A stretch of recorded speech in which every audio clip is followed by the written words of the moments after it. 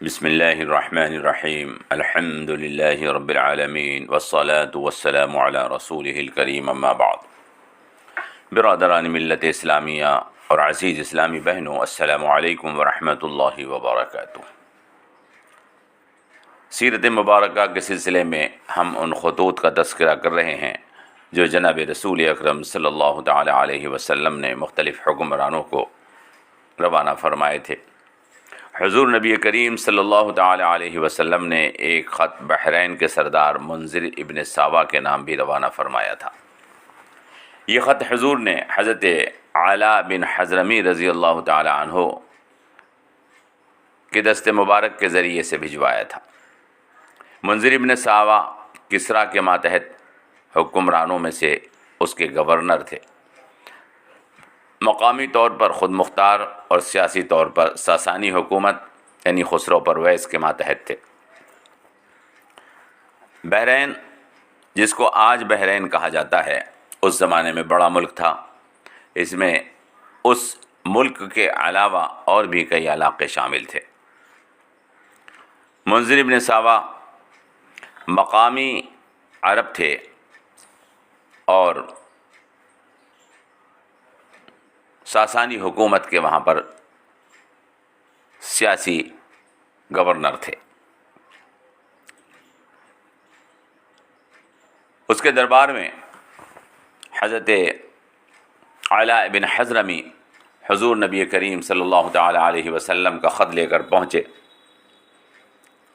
اور کہا کہ اے منذر، تم میری بات کو توجہ سے سنو۔ تم دنیا کے بڑے عقل مند اور ہوشیار لوگوں میں سے ہو، لیکن آخرت کے بارے میں نادان مت بنو۔ تم نے مجوسیت کو اپنا دین بنا رکھا ہے، حالانکہ آگ کو پوجنا نادانی اور بیوقوفی ہے۔ نہ تو اس میں عربوں کی شرافت ہے اور نہ یہودیوں اور عیسائیوں کا علم ہے۔ مجوسیت اس مذہب کے ماننے والے ان عورتوں سے نکاح کر لیتے ہیں جن کا ذکر کرنے سے بھی شرم آتی ہے، اور ایسی چیزیں کھاتے ہیں جن سے دل کو گھن اور نفرت ہوتی ہے۔ یہ لوگ آگ کی پوجا کرتے ہیں، حالانکہ آگ جہنم کا حصہ ہے جو ان کو جلائے گا۔ اے منذر، میں تم سے کہتا ہوں کہ تم نادان اور بے وقوف مت بنو۔ تم غور کرو اور سوچو۔ میں تمہارے پاس ایک ایسے شخص کا قاصد بن کر آیا ہوں جنہوں نے کبھی جھوٹ نہیں بولا۔ سچے کو سچا مان لو اور ان کی تصدیق کر لو۔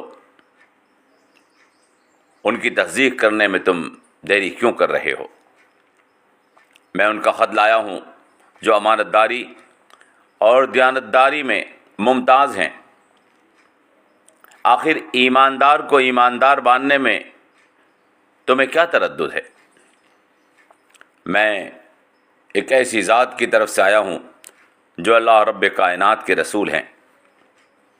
وہ ایسی باتوں کا حکم کرتے ہیں جن کے بارے میں کوئی عقل مند نہیں کہہ سکتا کہ کاش وہ اس کا حکم نہ کرتے، اور وہ ایسے کاموں سے منع کرتے ہیں جن کے بارے میں کوئی عقل مند نہیں کہہ سکتا کہ کاش وہ ان کاموں سے منع نہ کرتے۔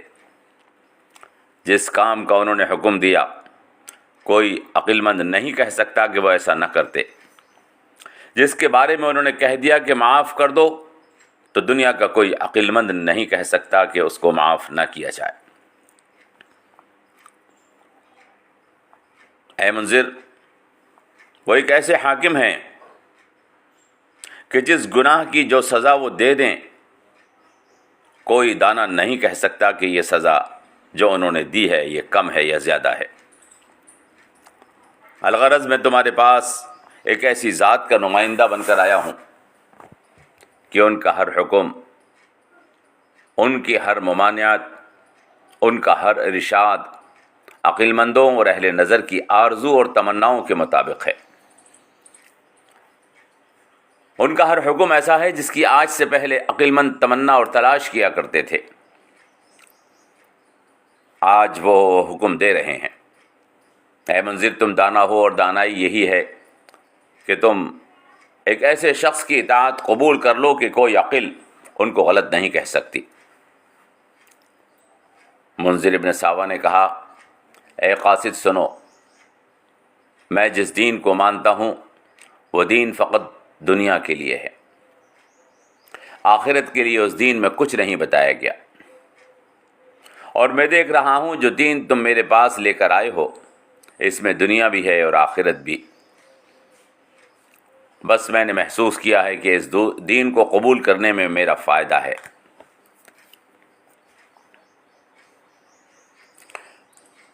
جب تم میرے پاس نہیں آئے تھے تو میں اس شخص پر تعجب کرتا تھا جو اپنے بزرگوں کے دین کو چھوڑ کر یہ دین قبول کر لیتا تھا، اور اب میں نے تمہاری باتیں سنی اور تمہارے دین کے بارے میں نے جانا تو مجھے اس شخص پر تعجب ہوتا ہے جو تمہارے دین کے بارے میں معلوم ہونے کے باوجود اس کو قبول کرنے سے انکار کر دے۔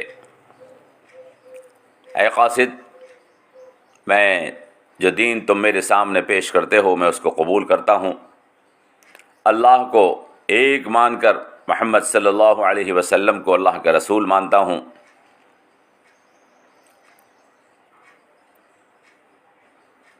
چنانچہ منذر ابن ساوا نے اسلام قبول کر لیا اور حضور نبی کریم صلی اللہ تعالی علیہ وسلم کو خط لکھا۔ اس خط میں لکھا، اللہ کی حمد و ثنا کے بعد اے اللہ کے رسول، میں نے آپ کا خط اہل بحرین کو سنایا ہے اور کئی لوگوں نے اس کو پسند کر لیا ہے اور اسلام میں داخل ہو گئے ہیں، اور کئی دوسرے لوگوں نے اس کو ناپسند کیا ہے۔ میرے ملک میں یہودی اور عیسائی بھی رہتے ہیں، اب آپ مجھے حکم فرمائیں کہ ان کے بارے میں کیا کروں۔ حضرت علاء بن حضرمی یہ خط لے کر حضور نبی کریم صلی اللہ تعالی علیہ وسلم کے پاس آئے اور حضور نے اس کا جواب لکھوایا۔ آپ نے لکھوایا، اللہ کے نام کے ساتھ شروع جو رحمان الرحیم ہے، یہ خط محمد اللہ کے رسول کی جانب سے منذر بن ساوا کی طرف ہے۔ سلام ہو تم پر، میں تمہارے سامنے اس پاک ذات کی تعریف کرتا ہوں جس کے سوا کوئی معبود نہیں ہے، اور میں گواہی دیتا ہوں کہ میں محمد اللہ کا رسول ہوں۔ اس کے بعد میں تمہیں یاد دلاتا ہوں کہ ہمارا معبود صرف اللہ ہے۔ جو اللہ عز و جل کے ساتھ خیر خواہی کرتا ہے وہ دراصل اپنے ساتھ خیر خواہی کرے گا، اور جس نے میرے قاصد کی اطاعت کی اور ان کے حکم کا اتباع کیا وہ دراصل میری اطاعت کرے گا اور میرا اتباع کرے گا۔ میرے قاصد نے تمہاری تعریف کی اور میں نے تمہاری قوم کے بارے میں تمہاری سفارش کو قبول کر لیا ہے، پس مسلمانوں کی املاک کا مالک مسلمانوں کو رہنے دینا، اور جو خطا کار ہیں میں نے ان کو معاف کر دیا ہے۔ ان سے کہو کہ توبہ کریں اور اسلام قبول کر لیں، اور جب تک تم ٹھیک کام کرو گے تم اپنے منصب پر قائم رہو گے، اور جو یہود اور عیسائی یا مجوسی تمہارے ملک میں رہتے ہیں وہ اپنے دین پر بنے رہیں گے، البتہ حکومت کو جزیہ ادا کرتے رہیں گے۔ حضور نبی کریم صلی اللہ تعالی علیہ وسلم نے یہ خط منذر بن ساوا کی طرف روانہ فرمایا، اور منذر بن ساوا نے اس خط میں درج ہدایات کے مطابق حکمرانی کی۔ منذر بن ساوا بحرین کے حکمراں رہے، وہاں اسلامی نظام قائم کیا۔ حضور نے ان کی مدد کے لیے علاء بن حضرمی کو مقرر فرما دیا تھا۔ حضور سے ان کی ملاقات یا مدینے میں منذر بن ساوا کی حاضری ثابت نہیں، لہذا ان کا صحابہ میں شمار نہیں کیا جاتا، البتہ وہ ان حکمرانوں میں شامل ہیں جنہوں نے حضور کے دعوت نامے کو قبول کر کے اسلام قبول کیا۔ روایات کے مطابق سن 10 ہجری میں ان کا انتقال ہو گیا۔ اس وقت بحرین کے وہ گورنر تھے۔ ان کی وفات کے بعد بعض قبائل مرتد ہو گئے تھے۔ حضرت ابوبکر صدیق رضی اللہ تعالی عنہ کے دور خلافت میں ان بغاوتوں پر قابو پا لیا گیا۔ اس طرح منذر بن ساوا ان خوش نصیب حکمرانوں میں شامل ہیں جنہوں نے حضور نبی کریم صلی اللہ تعالی علیہ وسلم کا دعوت نامہ قبول کیا اور ایمان بھی قبول کیا۔ اللہ تبارک و تعالی ایسے عقلمند اور دانا حکمرانوں پر اپنی مہربانی نازل فرمائے۔ والسلام علیکم ورحمۃ اللہ وبرکاتہ وما علینا الا البلاغ۔